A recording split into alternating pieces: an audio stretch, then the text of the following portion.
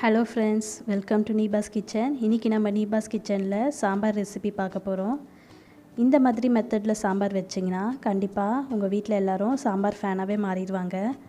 வாங்க எப்படி செய்கிறதுன்னு வீடியோக்குள்ளே போய் பார்ப்போம். ஃபஸ்ட்டு தேவையான பொருட்கள் பார்த்துக்கலாம். 70 கிராம் போல் பருப்பு எடுத்து நல்லா ஊற வச்சு வேக வச்சு வச்சுருக்கேன். ஒரு 3 விசிலுக்கு இந்த மாதிரி வேக வச்சுக்கோங்க. கத்திரிக்காய் 1 கட் பண்ணி வச்சுருக்கேன். 2 வெங்காயம் பொடியாக கட் பண்ணது, 2 தக்காளி பொடியாக கட் பண்ணது, 2 குண்டு மாங்காய் கட் பண்ணி வச்சுருக்கேன். சின்னதாக இருக்கும் இந்த மாங்காய். முருங்கைக்காய் 1, புளி ஒரு லெமன் சைஸில் ஊற வச்சு வச்சுருக்கேன். காஞ்ச மிளகாய் 1, தாளிப்புக்கு கடுகு, வெந்தயம் அண்ட் சீரகம் எடுத்து வச்சுக்கோங்க. கருவேப்பிலை கொத்தமல்லி கொஞ்சமாக, 1/2 ஸ்பூன் போல் பெருங்காயம். கடாயில் 1 டேபிள் ஸ்பூன் போல் எண்ணெய் காய வச்சுக்கோங்க. கடுகு 1 ஸ்பூன். கடுகு நல்லா பொரியட்டும். அடுத்து சீரகம் போட்டுக்கலாம். ஒரு 1/4 டீஸ்பூன் போல் போட்டால் போதும். வெந்தயம் ஒரு 1/2 ஸ்பூன். இதெல்லாம் நல்லா பொரிஞ்சு வரணும். ஒரு காஞ்ச மிளகாய்,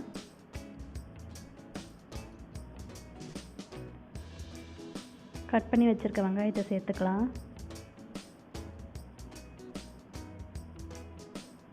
தேவையான அளவு உப்பு.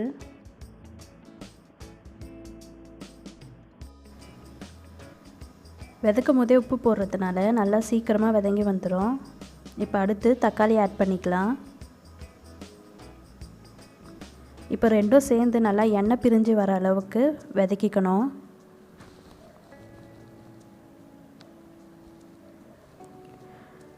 இப்போது கத்திரிக்காய் ஆட் பண்ணிக்கோங்க. கத்திரிக்காய் நல்லா வதங்கி வரணும். சாம்பாரில் அப்படியே கத்திரிக்காய் போடாமல் இந்த மாதிரி வதக்கி செஞ்சிங்கன்னா ரொம்ப டேஸ்ட்டாக இருக்கும். இந்த மாதிரி வதக்கிக்கோங்க. தேவையான அளவு தண்ணி ஆட் பண்ணிக்கலாம்.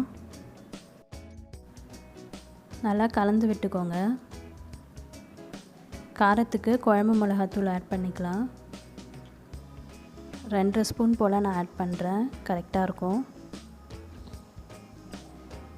இந்த தூள் பார்த்திங்கன்னா வீட்டிலே அரைக்கிறது. குழம்பு பொரியல் எல்லாத்துக்குமே யூஸ் பண்ணிக்கலாம். கலந்து விட்டு ஒரு கொதி வர வரைக்கும் வெயிட் பண்ணுவோம்.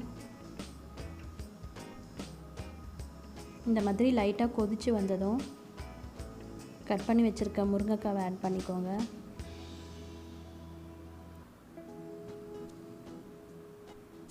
மாங்காவும் ஆட் பண்ணிடலாம் இந்த ஸ்டேஜில்.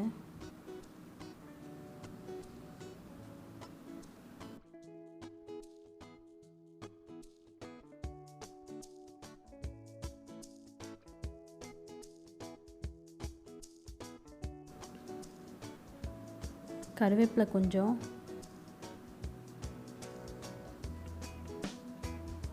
கொத்தமல்லி கொஞ்சம் ஆட் பண்ணிக்கோங்க. இப்போது இதெல்லாம் நல்லா வெந்து வரணும். திட்டமான தீயில வச்சு நல்லா வேக விட்டுக்கோங்க. கொதிச்சிடுச்சு.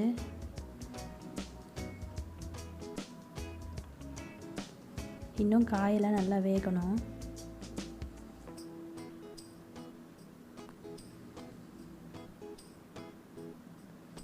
இப்போ பாருங்கள், நல்லா காய் நல்லா வெந்து வந்துடுச்சு. இந்த டைமில் வேக வச்சுருக்க பருப்பை ஆட் பண்ணிக்கோங்க.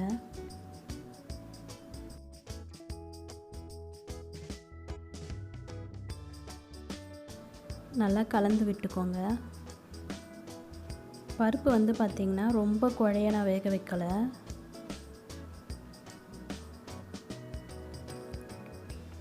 புளி தண்ணி சேர்த்துக்கலாம்.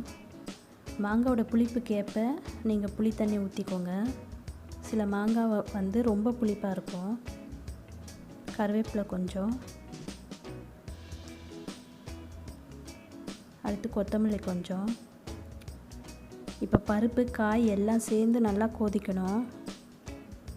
அடுத்து பெருங்காயம் கொஞ்சம் ஆட் பண்ணிக்கோங்க.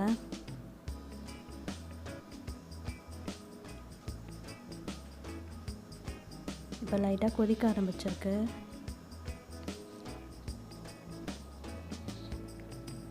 காயெல்லாம் நல்லா வெந்து நல்லா வாசனையாக இருக்குது குழம்பு.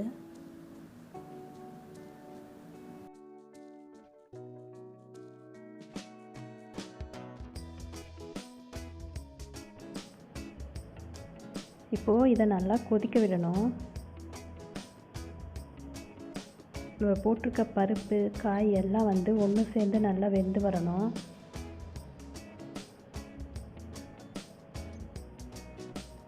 இப்போ லைட்டாக கொதிக்க ஆரம்பிச்சிருக்கு. நல்லா கொதி வந்ததும் சாம்பார் ஆஃப் பண்ணிடலாம்.